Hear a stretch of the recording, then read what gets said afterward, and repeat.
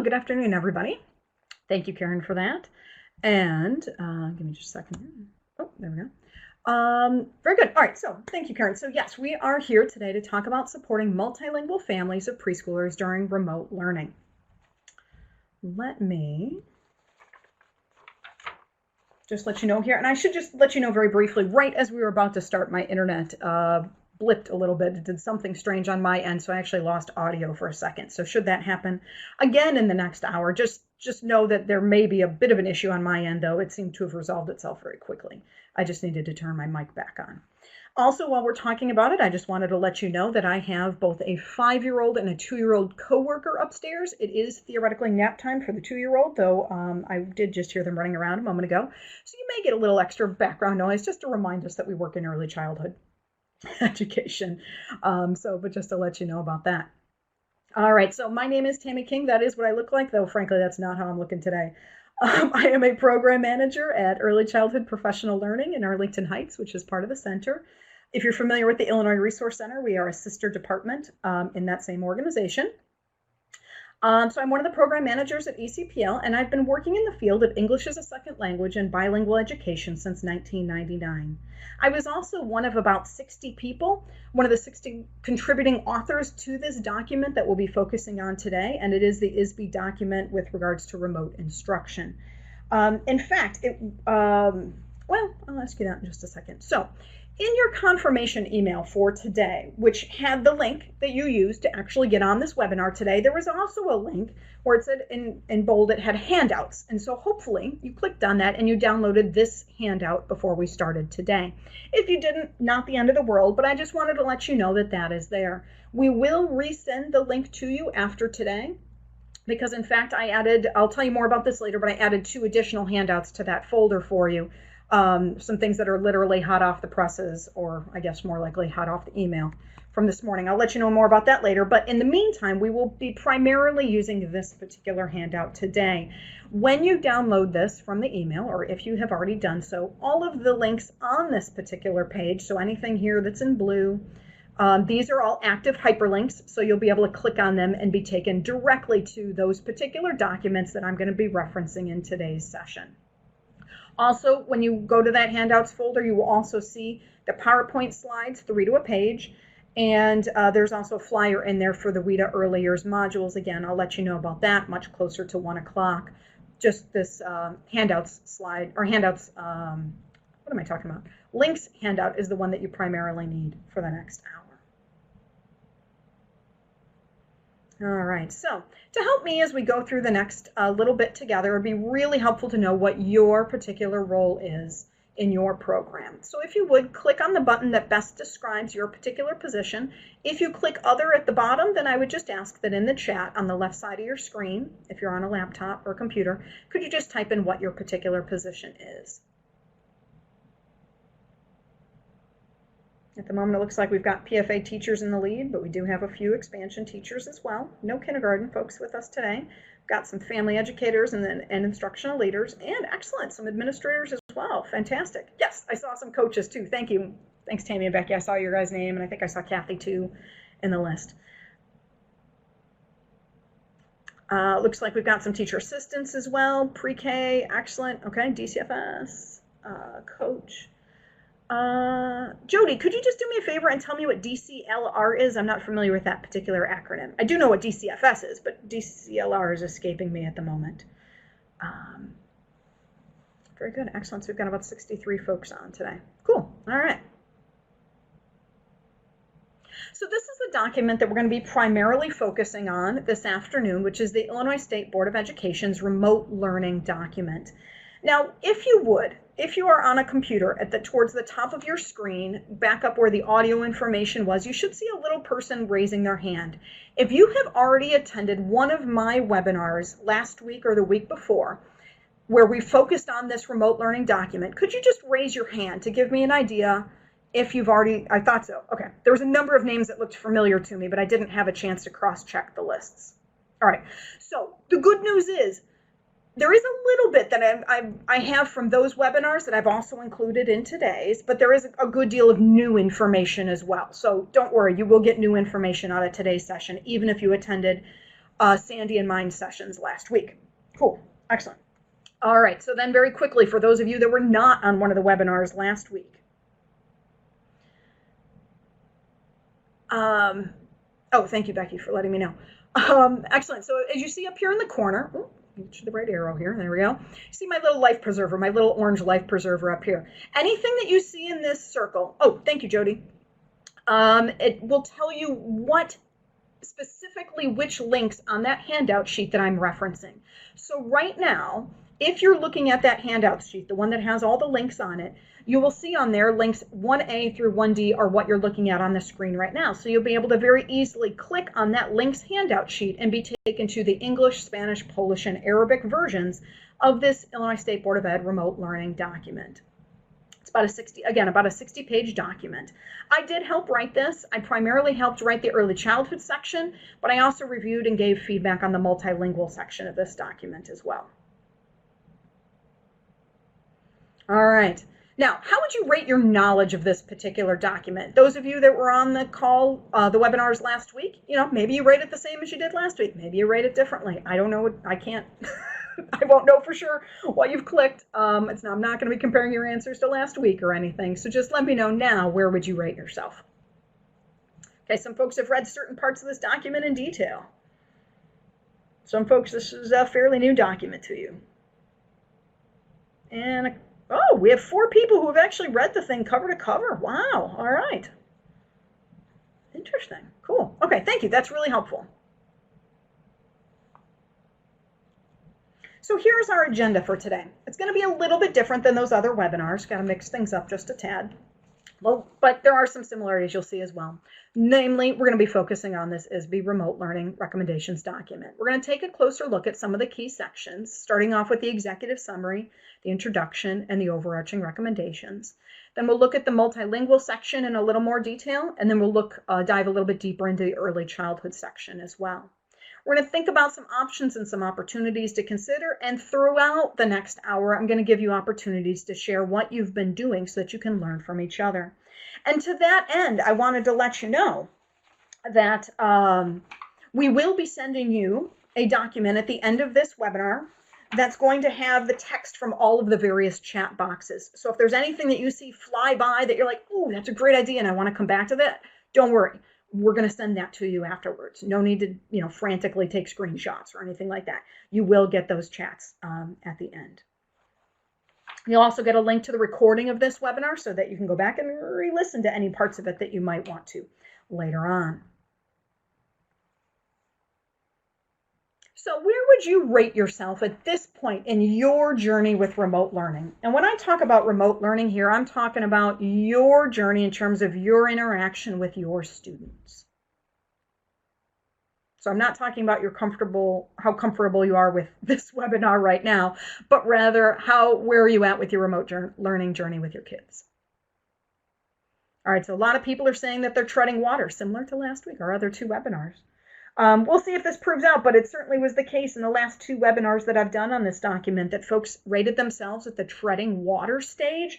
But in fact, when I asked you to share your thoughts, I frankly thought you were doing more than treading water. I thought you were doing quite well.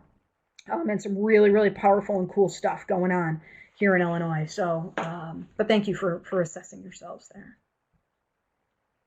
So let's dive into this in a sense. We're going to start off, as I said, with the executive summary, the introduction, and overarching recommendations sections of the document. And let's start first with the executive summary, since that's where it all begins. This is the first 3 pages of the document itself. First, I wanted to point out to you, not that I expect you to see this, because frankly, it would be a bit of an eye test, but there are page numbers down at the bottom of the actual pages of the ISBE document. So it'll say 1, 2, and 3. When I refer to a page number in this presentation today, in this webinar, I'm referring to the page numbers on the actual pages of the document. I make this point because when you open it up as a PDF, the PDF page numbers, the page numbers that your PDF program may assign to the pages of the document, will be different from the actual page numbers printed on the sheets themselves, the actual pages themselves of the document. So know that I'm using these page numbers here in my references. Now, in this executive summary, as you can see, it's only 3 pages long.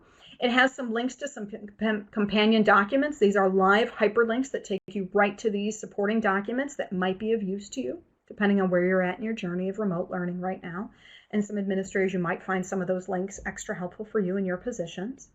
There is also a definition of remote learning. We're going to look at that more in just a moment.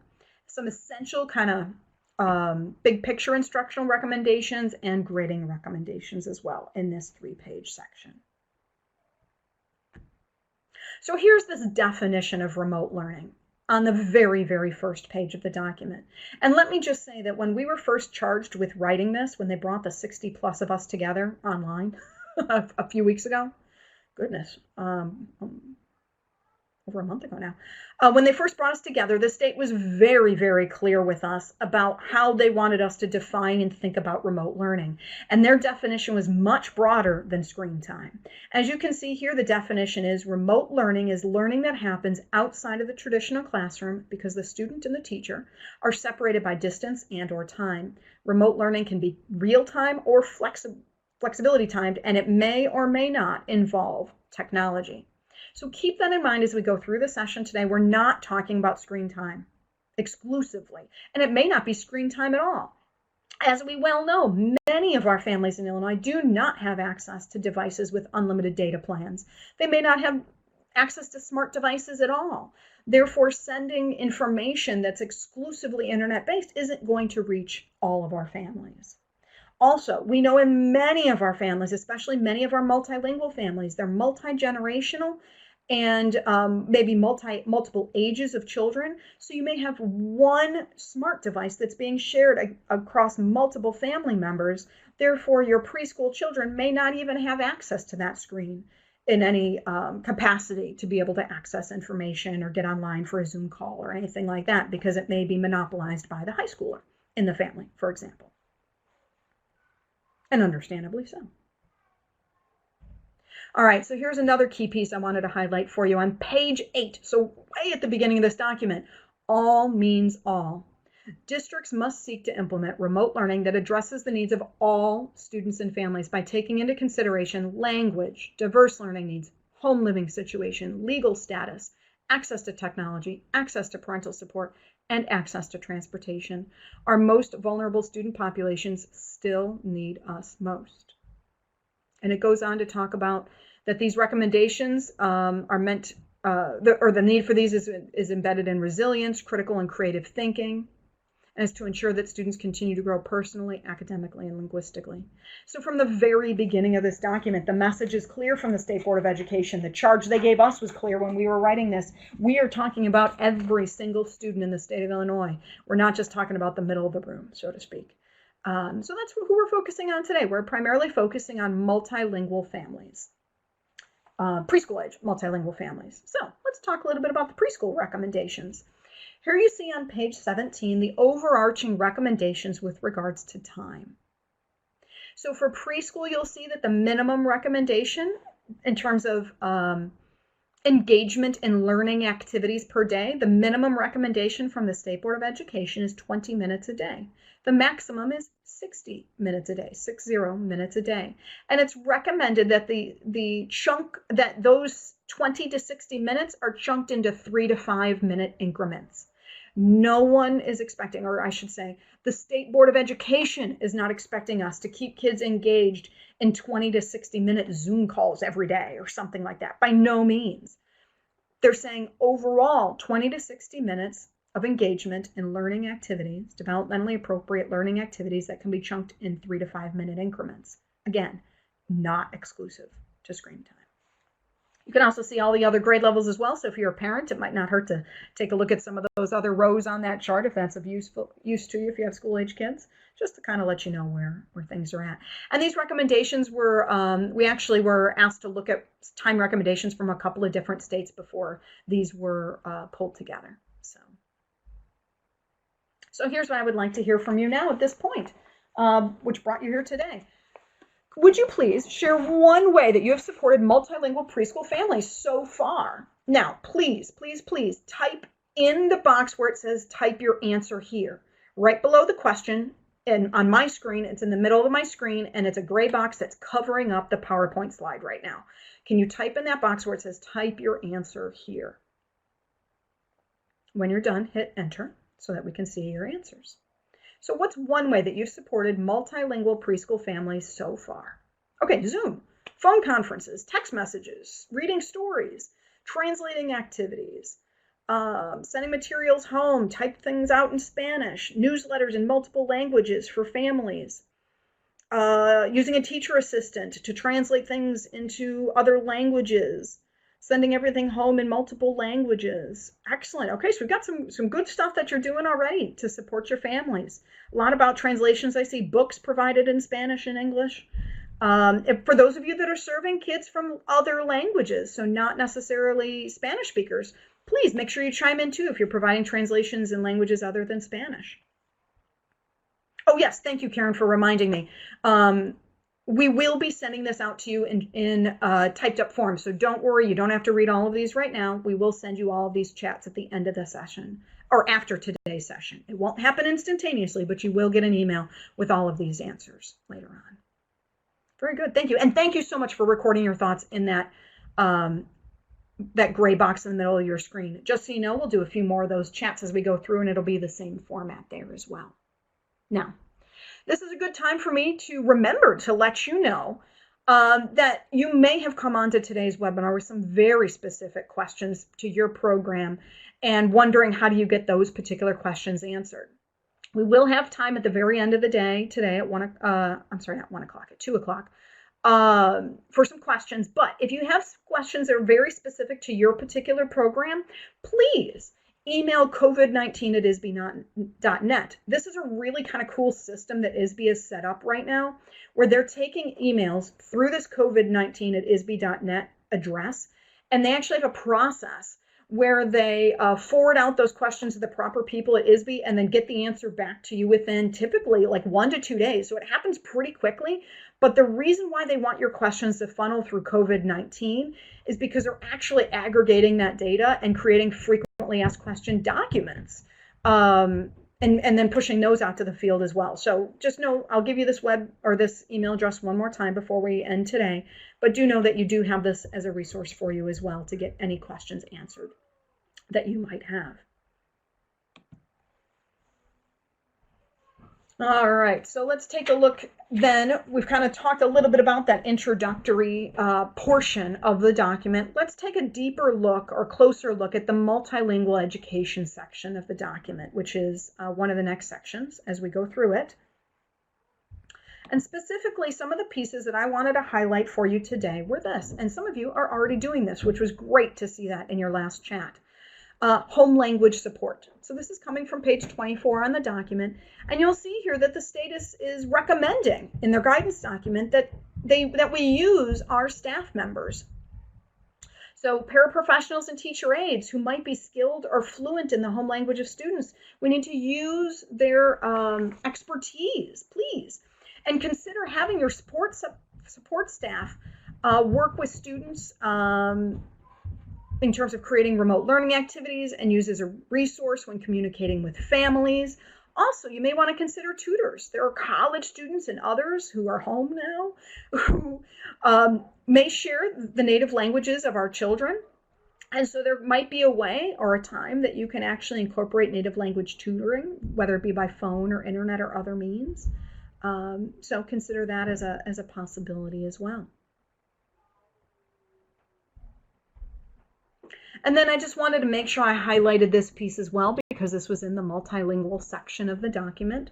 And this is a little note about worksheets. Now I know for those of you that are working in Preschool for All, Preschool for All Expansion, and even other programs as well, you know you have deep knowledge about developmentally appropriate practice and the fact that worksheets and practice sheets are not developmentally appropriate for preschool children. But I just want to make sure we're all on the same page because we may be coming with different levels of knowledge. Not everyone here necessarily has a deep knowledge of child development. So I wanted to let you know that in the guidance document from the State Board of Education, and I very much agree with this, what we do know is that multilingual learners do not need, and research does not support, a deluge of worksheets and practice sheets for our kids. for practicing sub-skills in a decontextualized remote format. Now, it goes on to say that there may be a time and a place for that. Remember that this guidance is through 12th grade. This paragraph is not written just for preschoolers. But I think this piece here is important. Most students will most likely find it to be too much of this rote work to be tedious, and they will not be motivated to engage in more learning. So please, don't worry about worksheets. Don't use worksheets at this point in time. We actually, as I referenced earlier, we've done a couple of other webinars on this document where we got into more detail about different ideas of developmentally appropriate types things.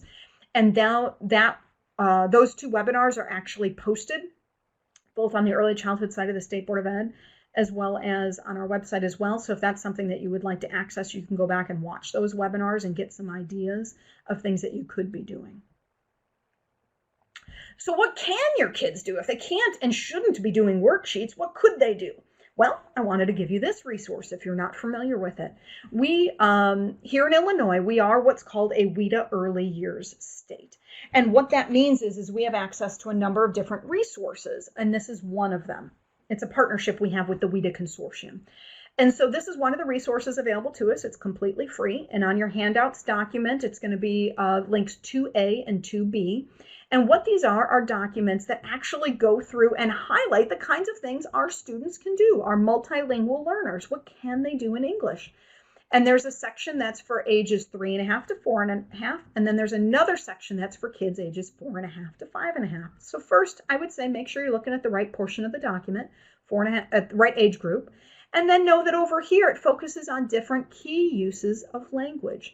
So there's a couple of pages that look at inquiry, a couple of pages that look at self-expression, and I believe the other one is recall. And then it goes through and it outlines some of the kinds of things that our kids can do when they're new to English, when they're in developing their levels of English, and when they're at the bridging level. And so you have these divided into receptive and expressive language, so language going in and language going out, in a sense, for the children, and these are available in English and in Spanish. Now, for those of you that do speak Spanish or work with Spanish-speaking populations, do keep in mind that these aren't necessarily written to be sent home to family members, but that you want to use this information. And also that the Spanish piece is going to be talking about the kinds of things that kids can do in English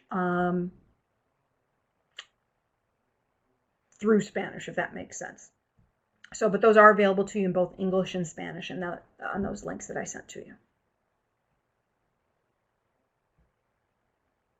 All right, so time to get a little more of your thoughts so far. So again, we're going to type in that box that's covering up the PowerPoint slide. I'd like you to share an example of how you can reassure or energize family members, multilingual family members, to engage in learning with their young children at home. So we're not talking about encouraging them to do worksheets or something like that, but what's a way that you have been able to reassure or energize or motivate multilingual family members to engage in learning opportunities with their children at home?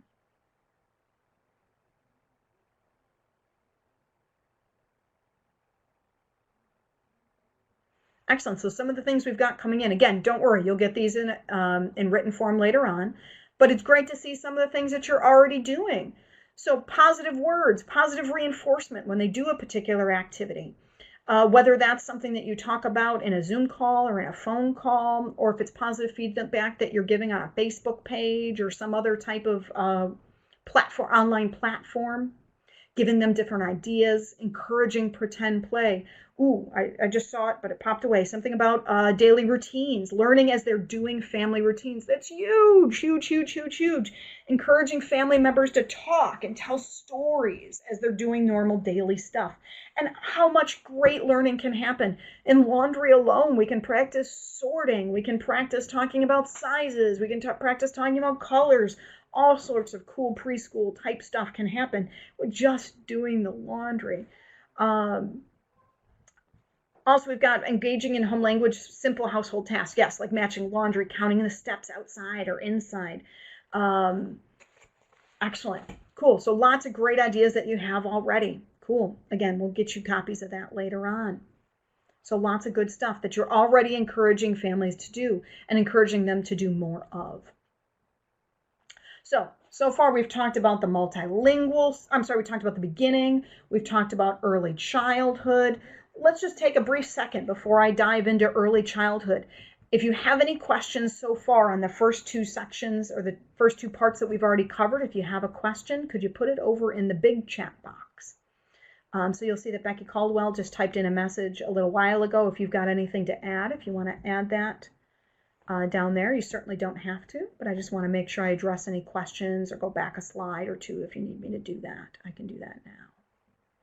So it looks like we may have one question coming in. I'll give you a moment to do that.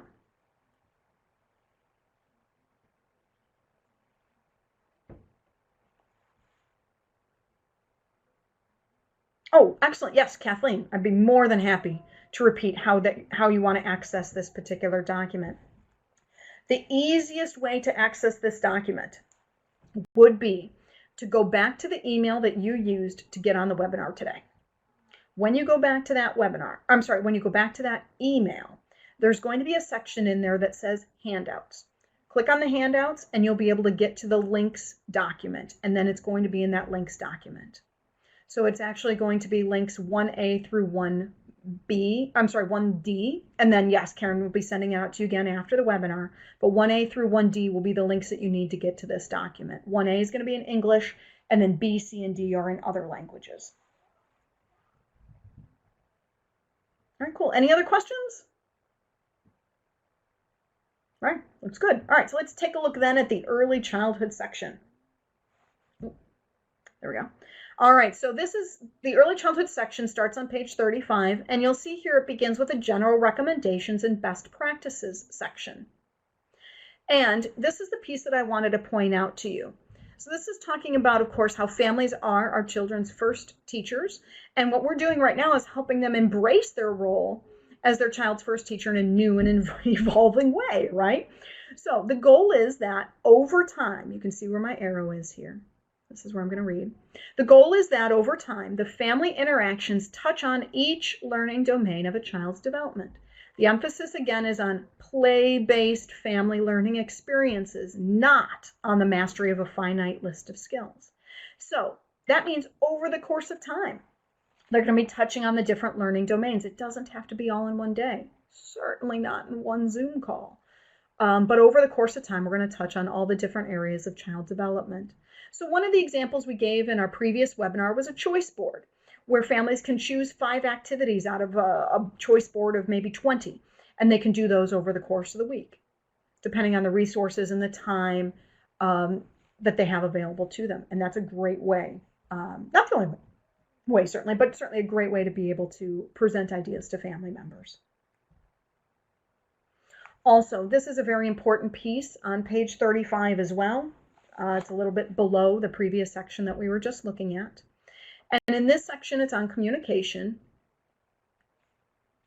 Oh, I see. We just got a question from Angela.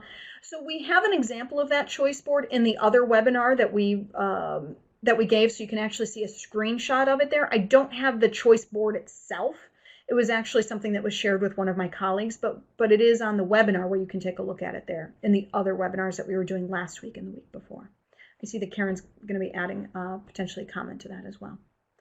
All right, so I wanted to let you know here on this section of communication that it is very important that each educator that comes into contact with a family right now during remote learning, that we all provide the same consistent message to our families. And that is, one of those messages is that we're telling our families that they need to be using their strongest languages with their kids.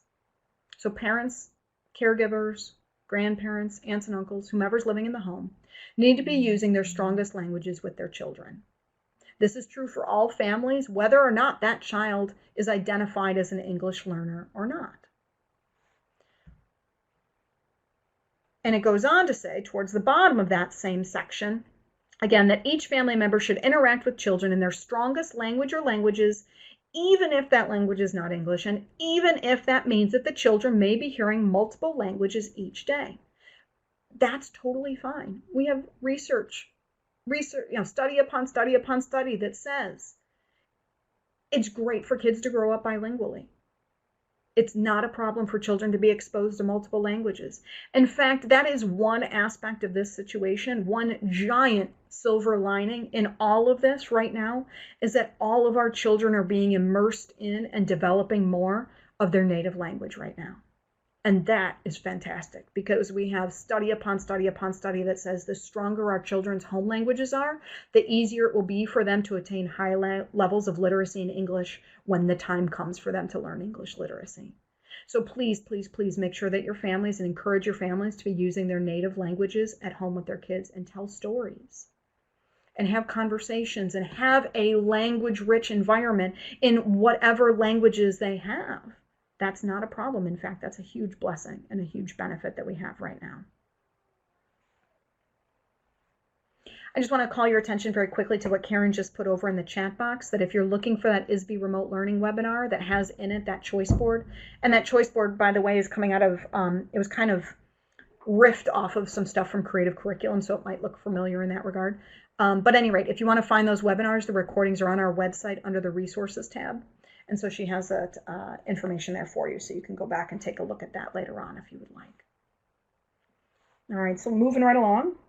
A couple pages later in the document, there's a section on page 37 of unique learning characteristics and social emotional needs.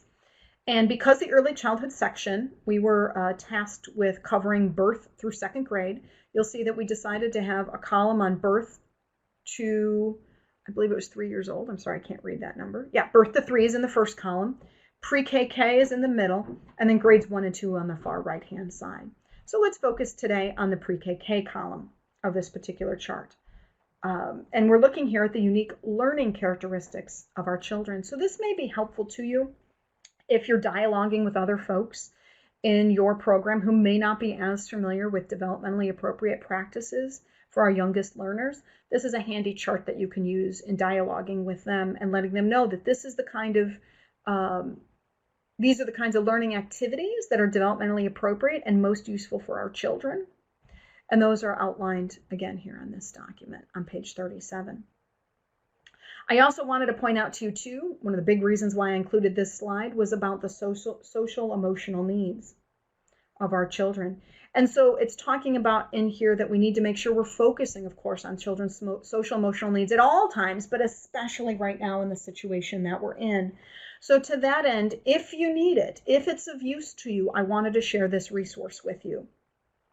This happens to be from Conscious Discipline, and it is a social story about why can't I go to school. And it is completely free. You do have to create a free profile on Conscious Discipline's website. If you haven't done that before, you will have to do that. But then you can access and download this social story in 18 different languages and share that with families to help children, especially now that we know we're going to be ending the school year in remote learning.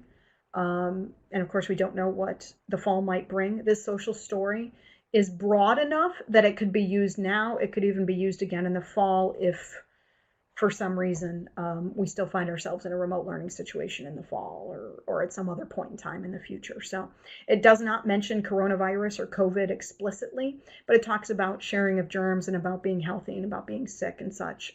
So you might find that of some use to you, especially since it's been translated into so many different languages. Again, the link for that you'll find on that links handout sheet, and it'll be links 3A through B.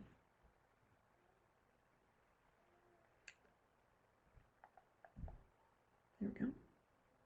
This is another part of that same chart I was showing you earlier. Happens to be on the next page, on page 38 in the document. But I wanted to show this to you here because we actually went through each of the different learning areas and talked about what's developmentally appropriate. Just a quick snippet, right, of what's developmentally appropriate for the different age groups in our section. And so here's what I wanted you to see. First of all, suggested language arts activities, but see this piece right here? In all languages, okay? So these are not meant to be done exclusively in English, but in any language, in all languages that our families have available to them. So playing with letter sound games, listening to and talking about stories, encouraging reading to the extent possible in any and all languages available in the home. Songs would be great. A journal, a diary, even if it's just with pictures. A daily routine of drawing and writing in any and all languages. Again, we're thinking about promoting self-expression and creativity here and increasing vocabulary. The goal here is that we're creating and encouraging families to create a language-rich environment in any and all languages that they have available to them. It's not about English, exclusively about English. Which brings me to this question. What have you done so far? How have you encouraged families to use their native languages during remote learning? So again, use that same chat box that's covering up the PowerPoint slide right now. And we'd love to hear what you've done to encourage families to use their native languages with their children at home.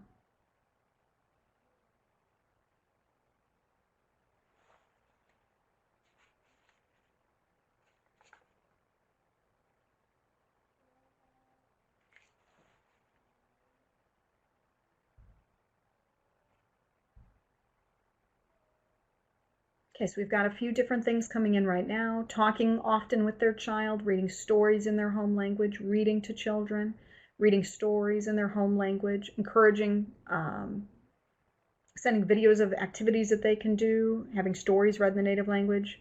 So encouraging, so it sounds like a lot of encouraging family members to do whatever they can in their native languages. You've recorded stories in English and Spanish and offered ideas on what to ask their child in both of the languages. I saw the hello song in multiple languages. Emphasizing participation and interaction as being essential and helping to expand brain knowledge. Yeah, absolutely. Cool. Parallel talk. Cool. Finger plays, songs, rhymes. Cool. So we've got some good ideas here. And again, you'll get these in writing later on, so you don't have to screenshot them right now or anything like that. They will be emailed to you in due time. Let me give you a few more ideas of things that you can do to encourage families to use their native languages at home during this time. And let me just say this too, as a former ESL teacher and as a former bilingual teacher myself, what I'm about to say might sound a little odd, but what I found when I was working, now I will give you the caveat that I primarily worked with school-age kids, kindergarten to 6th grade when I was a teacher and still in the classroom. But what I found is when I interacted with family members expected me to tell them, as the bilingual teacher or the ESL teacher, they expected me to say, you should be doing stuff at home in your native language. And sometimes I almost kind of got brushed off, like, yeah, we know that's what she's going to say. But you know what had the most power?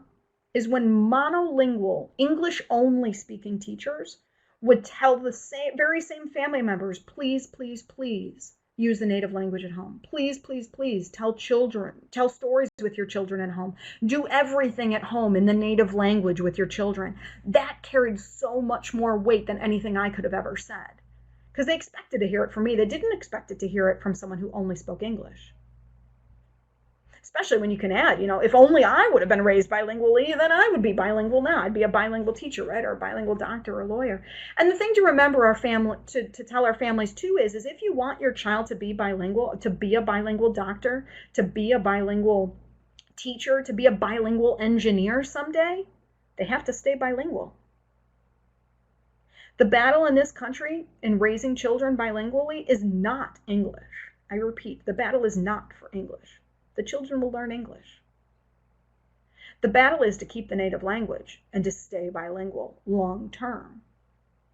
And for most of our families and most of our programs across the state of Illinois, we cannot provide long-term native language instruction. Most of our programs aren't structured for that. So that means the primary source of children learning and developing their native language is going to come from home and come from the parents. Now, if we had more time, I could tell you all sorts of things about the benefits of continuing to speak the native language at home with your children, not the least of which is that you're going to have a more language-rich environment in that child's home language than they would in English in many families. But also, you're going to have a stronger relationship with the parents. And they're going to be able to talk about more complex issues as life goes on through that native language.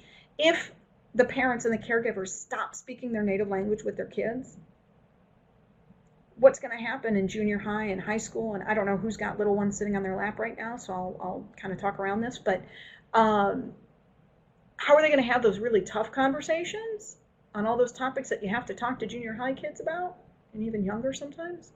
That's going to need to happen in the parent's strongest language.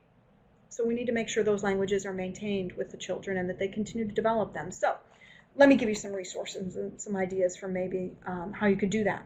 Here's one. This is in your links document. It's the International Children's Digital Library. It is free. And this has all sorts of books in all sorts of different languages that are accessible on the internet. And you just click right through them and they're read. It's a pretty cool resource. And they're always adding to it as well as funding is available. They add more books to it. So that's kind of cool. Of course, you can also look for books and languages on, different languages online as well. And then there's this. This is kind of a handy little resource that WIDA came out with recently. So let me tell you about it. It is currently available in 4 different languages that you can see on the screen: English, Spanish, Arabic, and Simplified Chinese. Because of space, I only put 2 English pages on the screen for you today so you could see what they look like. But please do know that you now have the links to access these for free. It's going to be links on the links handout 5A, B, C, and D. And in this document, in each language, you're going to have different sheets in there about the language we use while we're moving and playing. And then it talks about different things that family members can engage with their children talking about, and language about weather and drawing pictures here, with today's weather and using some of these words in whatever languages that they have available. So these are kind of a cool, handy little thing that you could either give out to parents all at once, or maybe you do one a week in the month of May and have families interact with their children around these topics and then share with you how that went. So these are really nice. They've only been out for a couple of weeks. No, not even. Less than a week. For the Arabic and the Simplified Chinese, those just came out. And then English and Spanish have been out slightly longer than that. Also, let me tell you about another resource. If you are on the WIDA emails, you already got this. If you're not, let me tell you about it. Literally at 9:10 a.m. this morning, an email came out from Tim Bowles. He's the president or CEO of the WIDA Consortium. President, I think, is his official title. And in that email, towards the very bottom, were some links to some documents that are called the Family Connections Through Home Languages flyers. Now, these are so new, I couldn't get it into the system for you in time for today's webinar, but I did download them. It's 2 flyers, one in English, one in Spanish. They've got similar artwork to what you're seeing on the screen right now. And it talks about, in these flyers, about the importance of speaking at home with your children in your native languages. And so I downloaded those for you in English and Spanish, and I put them in the handouts folder. So again, after today's webinar, you're going to get the normal email you always get after a webinar. It doesn't happen instantaneously. It takes a little while. We actually have to click some buttons on our end. But eventually in due time, you'll get that email, and it'll have in it the evaluation link, and then it's also going to have a link back to the handouts again, so you can go back in there and you can get that brand new resource from WIDA, in addition to everything else I'm sharing with you today. So know that that's coming. And you can send that home with families. Share it with your administrator, share it with other teachers, share it with whomever you'd like. It's all free. All right. So early childhood communication. This is on the same page we were just looking at a little while ago. Nope, I take that back. We went back a couple pages to page 35. So here's what I wanted to highlight for you here. On this particular page of the document, it talks about the importance of creating a consistent but responsive daily routine and sharing it with children, and how this is important for families to do.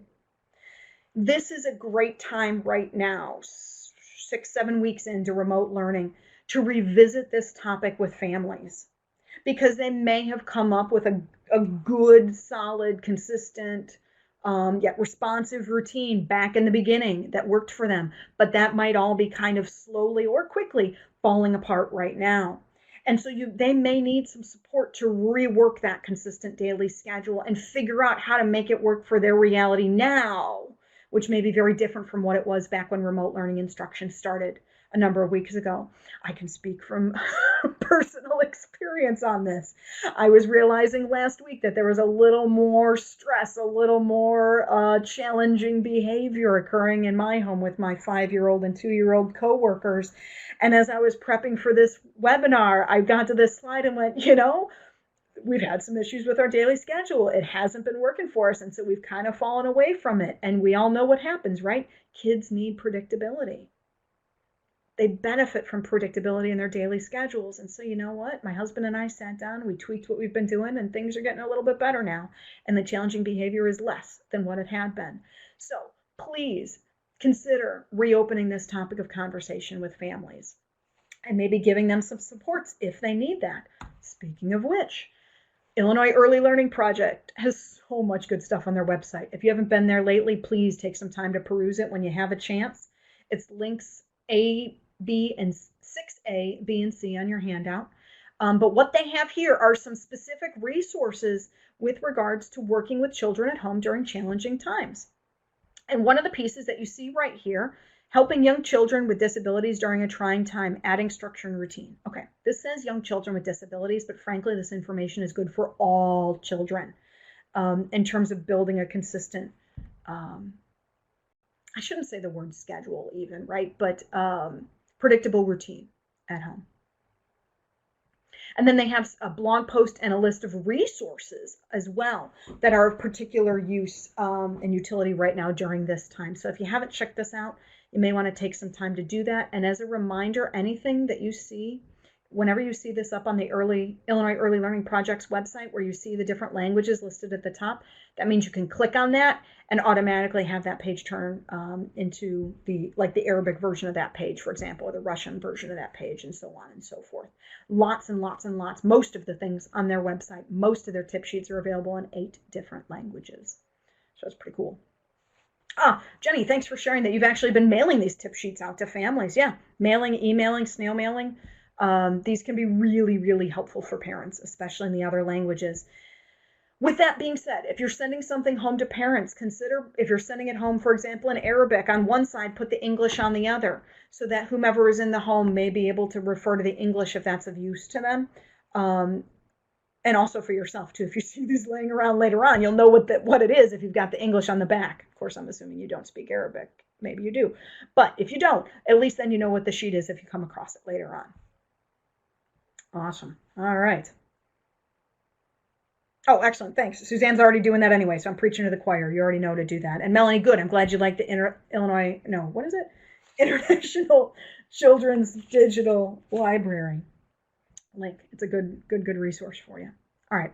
Just a quick little note on this because we've gotten some questions about this in the past with regards to assessment during this time. So the guidance that we're getting from the State Board of Education is that developmentally appropriate assessments for children from birth through pre-kindergarten should consist of authentic play-based assessments. Again, not worksheets.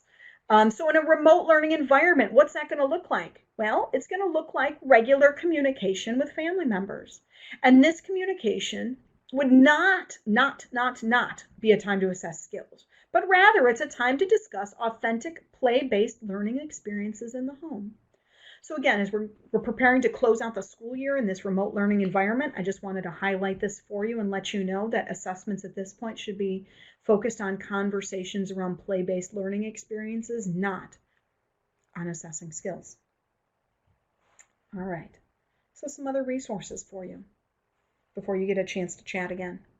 If you're not yet familiar with this resource, or if it's been a while since you tapped into it, let me remind you of it. What this is here is the Standards at Home document that was actually created in a partnership between our office, ECPL, and the State Board of Ed a couple of years ago. And it's available in both English and Spanish. Again, on your links handout, 7A and 7B, you'll find the links to the English and Spanish version of this document. And in this document, what you have is a section dedicated to each of the early learning areas. So you have, for example, mathematics, and it'll talk about the mathematics early learning area. And then it'll have another page where it has some sample activities that could be done in the home around math using simple activities and things that are available in the home. And again, this whole thing is also available in Spanish. One thing I want to mention to you, there is a section of this document that's dedicated to English language learners and home language development, and it recaps some of the research around the importance of and the benefits of raising children bilingually, and even some tips about how to raise children bilingually. It does not have this activities section here that I was just talking about. So instead of that, again, go back to those WIDA resources that I shared with you earlier. They kind of take the place of that activities section. So this is a really handy resource for you, again, free to download as well. And kind of piggybacking off of that conversation just a moment ago about assessment, this is a different level of assessment. Here we're talking about programmatic or identification of children. As you might imagine, the State Board of Education was getting a lot of questions through that COVID-19 email about how do we provisionally identify new children that come into our program, come into our schools during this time. Because yes, there are children enrolling, there are children moving during this time. So on April 22nd, so about a week ago, the State Board of Education released a guidance document on how to provisionally identify and place children during this time of remote instruction. The link to this, again, is on your links handout. It's the very last link on that page. It's link number 8. But what I want to make sure I highlight for you is Appendix C of this document. So you see that here? It's, goodness, I think it was about a 16-page document, if I remember right. And towards the back of it is Appendix C. And Appendix C is specifically about provisionally identifying pre-K students and how to do that and what's appropriate and what's not. So frankly, I think you should go and read Appendix C first and then go back and read the rest of it, because Appendix C is really, really, really critically important. You need to read the other parts too, but Appendix C is really important, and I don't want you to miss that when it comes to provisionally identifying children as English learners during this time. You give me just a moment. I want to read comments over in the chat box. Thank you, Melanie. Yes, so you've been kind of using your creative curriculum studies and tailoring them to home and adding in pictures and videos as necessary. I have some anecdotal reports. Cool. Awesome. Excellent. Very good. There's some good stuff going on. So, time for you to talk. I've talked too much. Share one way, please. When the box pops up, you know what to do. Share one way that you have helped families to engage in developmentally appropriate, here's what I want you to think about here, play-based activities at home. So we've talked about this a little bit already, but I want to stretch you a little more. What's one way going forward that you could help families engage in more developmentally play-based activities in the home? And maybe more developmentally appropriate play-based activities in the native language in the home. So maybe it's an idea you've gotten from somebody today. Maybe it's something you've been thinking about. Maybe it's something you've already done. Because here's one thing that I wanted to mention as well while you're typing.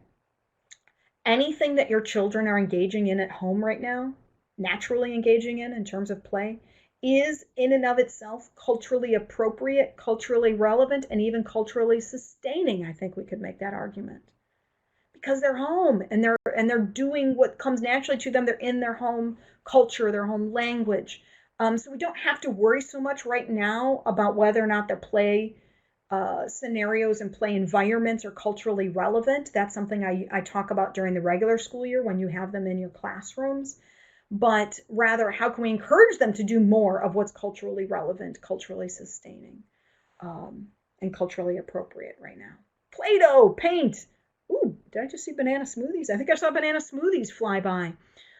Doing some stuff with Class Dojo, using toys to expand language. Yeah, that reminds me. So an example from my home, my son set up a little fake ice cream stand because he was missing our neighborhood paleteria that we can't go to right now because it's closed. If you're not familiar, that's a Mexican popsicle stand or popsicle restaurant. Popsicle doesn't do it justice, but anyway, that's a conversation for another day. At any rate, we couldn't go, right? So he set up his own little ice cream stand at home in his room under his bunk bed. And so we set the whole thing up, and he was, making fake ice cream for all of us. And so one thing that I did to challenge him was to think about maybe creating a menu, giving him an opportunity to find a natural way to write or draw or scribble or whatever for his ice cream stand. And he could write the different flavors on that and post that up. Now, I'll be perfectly frank with you. He had no interest in doing that. Never did do it, but I tried, right? And isn't that what happens? So we can give those recommendations and give those suggestions to our families. And they may or may not work, and that's okay. But we're here as a resource for our families to give them some ideas and give them some ways maybe for kids to naturally find ways to write at home. Cool. Going on counting walks, color walks, yeah. Especially for our family members that are able to get outside. I mean, we know that we do have some families living in apartment buildings or in high-rise buildings, and they don't feel comfortable leaving those buildings right now because there's still so many people outside that are not practicing social distancing. So do keep in mind that some of our families may not be able to get out and do many walks unless it's raining. In fact, I know of a particular family that only goes outside when it's raining because that's the only time that they live in the city in a high rise. That's the only time that there aren't a lot of people outside. And so they're able to practice social distancing in the rain. So they go out and they stomp in puddles and they do their nature hunts and their scavenger hunts and things at that point in time. So that might be something to consider too. If you've got families that aren't getting outside much, maybe give them that idea to go out when it's raining, which it has been this week. Cool. Yeah. Hiding a coin, giving clues, using position words in any languages. Yeah. Yeah. Or hiding anything for that matter, right? Kind of make your own scavenger hunt at home with hiding something. Cool. Great ideas, guys. Really, really cool ideas of stuff. All right. So here's something else I wanted to share with you because I know we're getting very close to 2 o'clock. If today's session has piqued your interest in multilingual learners and how to differentiate instruction and just frankly how to learn more about working with families that speak multiple languages at home, I wanted to let you know about the WIDA modules. And I included a flyer in the handouts for you on how to get onto this website. These modules, there are 5 of them, and they're completely free, and you can access them at your leisure 24/7, 365. They're completely free. There's 5 of them. Each one takes about an hour to complete, but you can complete them at your own pace. You can even walk away and come back later. And at the end of each one of those modules, you have the ability to click on a link to complete an ISBE survey. And at the end of that, you get a form, the official form that gives you credit for having attended. So you can get ISBE credit, Gateways credit, both if you want. I just wanted to give you a screenshot of what the homepage looks like, because some people have been concerned when they click on the link that maybe they're in the wrong place because it references the University of Wisconsin-Madison and their School of Education, and it has this little logo here. Nope, that's not me. But you're in the right place. If you're seeing this screen, you're in the right place. And what you need to do is you need to create a login for yourself because you don't have one yet. This is almost certainly going to be your first time logging into this site, so do that. And please avail yourself of those modules. They have been very popular. We're getting a lot of really outstanding feedback that people are liking the content that's in there. And you can do as many or as few as you like. And like I said, they're totally free until at least August. So please do avail yourself of those if you have the time and the energy to do that. Also, I've got a couple more webinars coming up in May, one on May 7th and a repeat of that one on May 27th.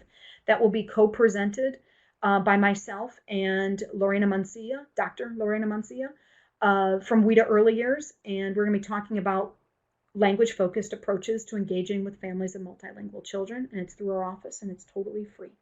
All right, now I just told you about more stuff before I gave you this slide. So before you go scribbling all that information down and thinking about all the things you have to do and how long your to-do list is, please take a moment, take a deep breath, and take a look at this slide. I want to make sure that you see that I'm trying to throw a life preserver out to you. I want you to know, as we're approaching quickly 2 o'clock, I want to underscore here that these recommendations, everything that I've shared with you today, are meant to be a life preserver, a support for you. They are not meant to make your work of teaching children during this time unmanageable. Please take a moment right now, if you've got that to-do list sitting in front of you, and add taking care of yourself to that list. And then if you're anything like me, you probably wrote that at the bottom of your list. So please draw an arrow up to the top of your list so that taking care of yourself is now at the top of your to-do list. Why? Because we know that if we don't take care of ourselves, we're going to burn out and we're not going to be able to take care of our kids. And that's what we need, and our families too, right? So if you would, because it would be most helpful to me to know, we've got this slide and one more after this. What's your biggest takeaway from today? Maybe it's an idea I shared with you. Maybe it's a resource. Maybe it's something you learned from somebody else. But what's your biggest aha, your biggest takeaway, your biggest whatever? Can you type that in the screen? Again, we're using that gray box that covered up the PowerPoint slide. That's where you want to be typing right now. Okay, so the WIDA resources are useful to you. Various resources and handouts and the modules.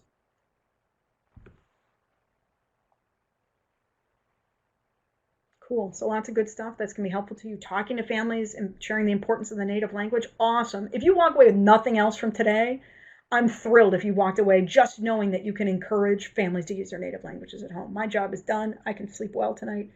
That's good. Cool. All right. Excellent. Awesome, awesome, awesome. This is awesome, guys. Thank you. Good. I'm glad this was a useful, hopefully, hour of your time. It is 2:00. If you have any questions remaining, please put those in the chat box now. Again, if you have specific questions for your particular program, make sure you send those to covid19@isbe.net and they will get back to you. I promise they will.